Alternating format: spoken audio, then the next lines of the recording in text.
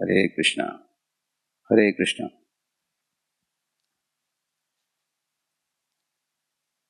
In the Srimad Bhagavatam, first canto, second chapter, the science of attaining the Supreme Lord is very beautifully explained. Just like there is a wet wood or a dry wood which is smoky or a fiery wood, all have different characteristics, isn't it? The wet wood is compared to a living entity situated in mode of ignorance, and the smoky wood is a living entity situated in passion, and the fiery wood is a living being situated in goodness. So it is explained that most living beings are like the wet wood, which are very dull, just like Nalakur Manigriv. They were in the body of trees, dull creatures in Tamoguna. And in Rajoguna, the smoky wood represents the active living entity who is pursuing the worship of demigods, various demigods for attaining various material benefits. Although they may be applying all their intelligence and working hard to perform penances, but the goal of their penances is material enjoyment. And the target of their worship is demigods. And the fiery wood are the sattvic living entities who worship the three prominent deities, Radha, Krishna, Lakshmi Narayan and Sitaram. And that worship is considered as most ideal and pure amongst all the three types of worship. And what is that fire that comes out of the wood? That is further explained in the Srimad Bhagavatam. That fire which is contained in the wood, in the same manner the super soul is contained in the body of the living entity. The soul is compared to sparks of fire, and the Lord is compared to fire itself. So the fires and the sparks of fire, they exist together, isn't it? Just like the sun and the particles of the sun rays. Sanyasi chitkana jiva surya kirana sama Shadaishwarya Purna Krishna Hoya Suryopama. Shadaishwarya Purna Krishna is compared to full-blown sun. And even if a jiva becomes a great sannyasi, he is called as a sannyasi Chitkana jiva. He is only a spark of fire or like a ray of the sun. So, when the fire comes out of the wood, it also has sparks.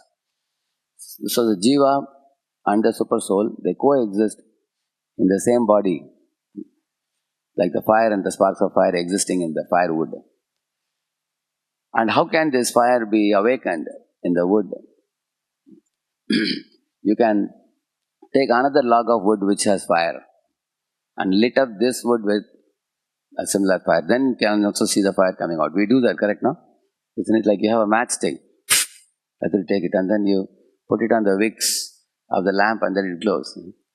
So you bring fire and you put fire and then it brings out the fire.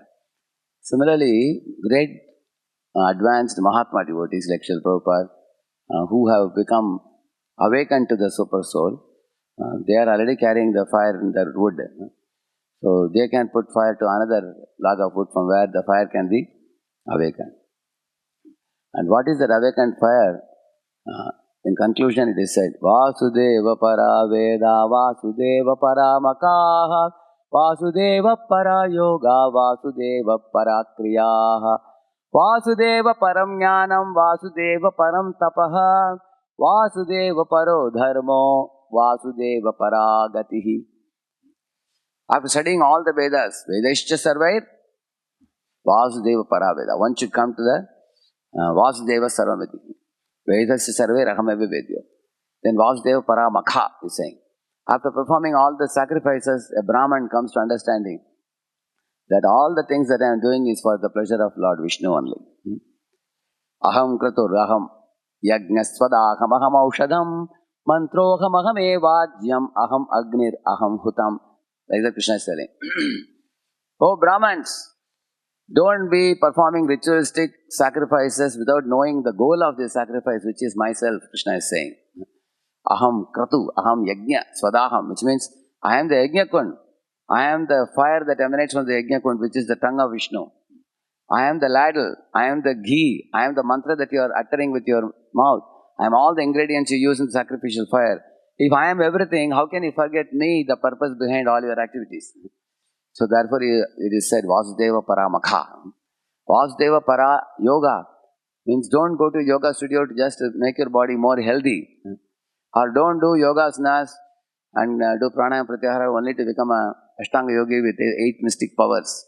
The goal of yoga is dhyana avastita tadgatena manasa pashyantiyam yogino. See the Lord in your heart, Vasudeva. So Vasudeva Para Veda, Vasudeva Para Makaha, Vasudeva Para Yoga, Vasudeva Para Kriya. Kriya means 4 types of Kriyas are explained in the Vedas. Brahman, Kshatriya, Vaishya, Shudra. And the goal of all the 4 is Samsiddhir and Devotional.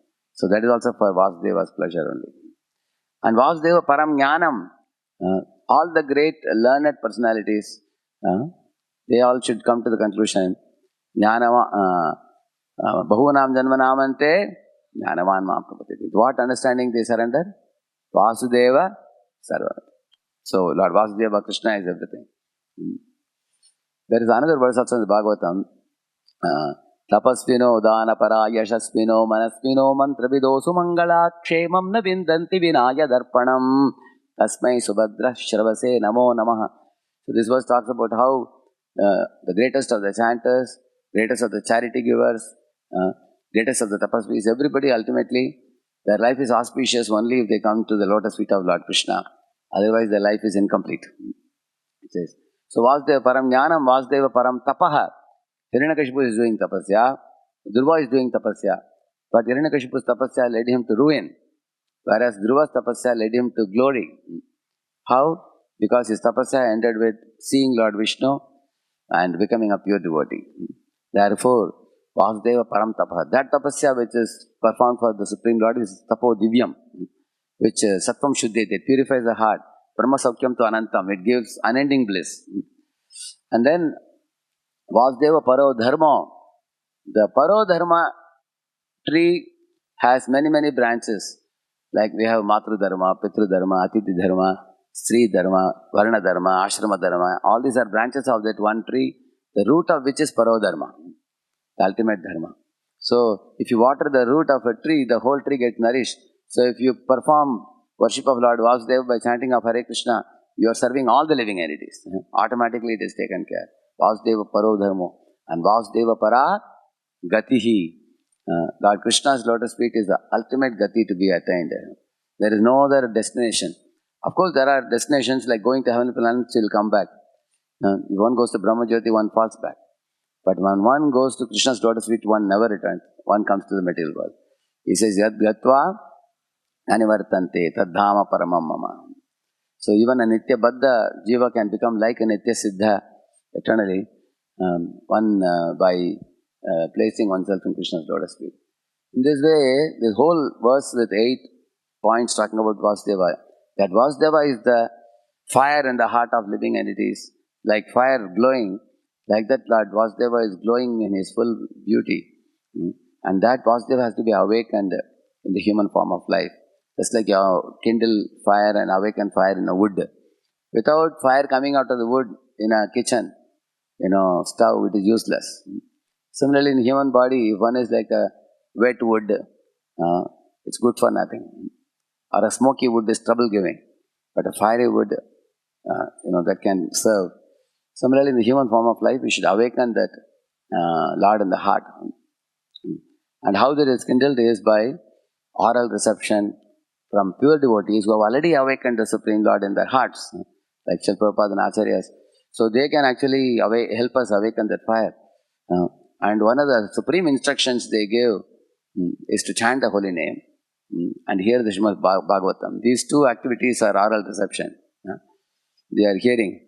We chant the holy name and hear the Srimad Bhagavatam. That is actually gradually kindling the fire in our heart, and very soon the fire of Lord Vasudeva will awaken in our heart.